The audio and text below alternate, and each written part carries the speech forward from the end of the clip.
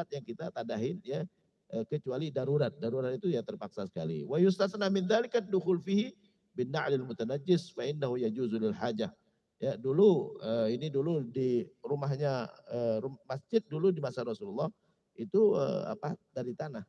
Ya, di sini disebutkan boleh masuk masjid pakai sendal karena dulu memang dari tanah ya.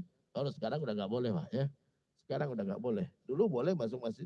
Nabi dulu sholat dia pakai sepatu, pakai sendal gitu kan dia boleh. Tapi sekarang udah nggak boleh lagi ya. Nggak boleh berdalilkan dulu masjid Rasulullah itu pakai sendal masuknya ya. Dulu, sekarang kan udah ada karpet. Wayam bagil ihtiras antajisil masjid bima yatasaqat minhu. Ya, hindari jangan sampai kita ngotorin masjid dengan najis yang berguguran di masjid ya. Wa hadzal hukum indal Malikiyah, ini hukum adalah sesuai dengan mazhab Maliki dan mazhab Syafi'i. Adapun mazhab Hanafi dan mazhab Hambali mengatakan ini Hanafinya, idza ghalaba 'ala dhann annahum yunajjisun al-masjid yukrah tahriman idkhaluhum ya. Jadi menurut mazhab Hanafi yukrah tahriman, makruh, haram ya maaf haram kullama dzukira min idkhalin najis, memasukkan najis wal mutanajjis fihi, dan barang yang kena najis, awil baul fihi, atau kencing di masjid ya. Kencing di masjid illa liddarurah, kecuali darurat. Kemudian yang berikutnya yang termasuknya dilarang adalah idkhalus sibyan wal majanin fil masjid. Kecil dan orang gila di masjid ya. Sekarang ada gerakan ya masjid ramah anak-anak. Boleh tapi amankan dari najis.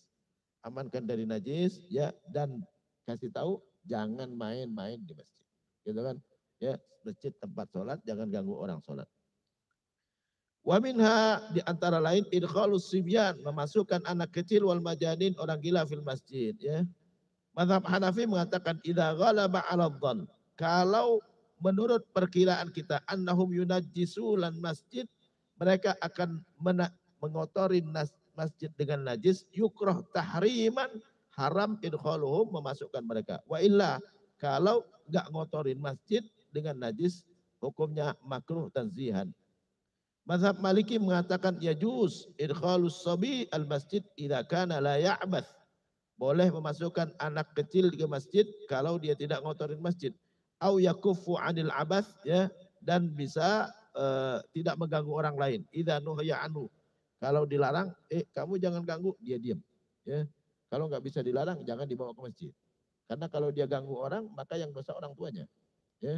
Jadi anak kecil nggak dosa nggak, tapi anak kecil belum dosa karena dia belum balik. Tapi yang dosa siapa?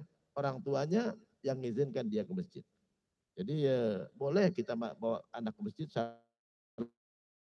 dari najis, ya ganti dulu pakaiannya, suruh mandi dulu, ya wudhu yang benar, ya lalu dikasih tahu di masjid duduk mantap, jangan ganggu orang, ya sholat seperti orang lain, jangan lari-lari ya, harus dikasih tahu. Karena kalau dia ganggu orang, yang dosa orang tuanya.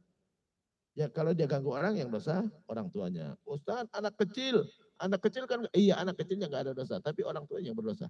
Ya jangankan anak kecil, ya kambing kita makan rumput orang, wajib kita ganti. Itu kambing, Pak, ya. Kambing itu ada di dalam Quran. Ya cerita di masa Nabi Sulaiman. Ada yang ngadu kepada Nabi Sulaiman, ya. Ini kambing tetangga makan rumput saya, suruh ganti sama Nabi Sulaiman, ya. Ganti kalau itu dia lakukan di malam hari. Kalau di siang hari ente yang punya rumput, jagain rumputnya, gitu kan. Kalau di malam hari kan ente tidur, ya. Yang jagain kambing, ikat kambingnya, ya. Kalau dia biarkan makan rumput tetangga malam hari, maka dia wajib ganti. Itu hukum dari Nabi Sulaiman. Dan ada dalam Quran, apapun yang ada dalam Quran, maka jadi syariat kita juga. Jadi jangankan anak kita, hewan kita pun nggak boleh ganggu orang, ya.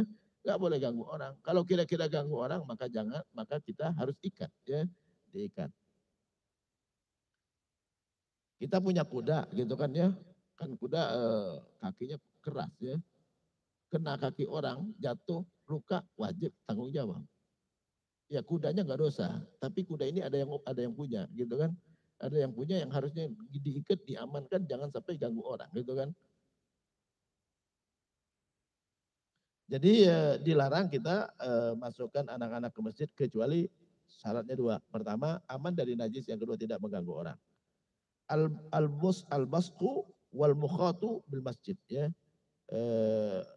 Meludah dan buang ingus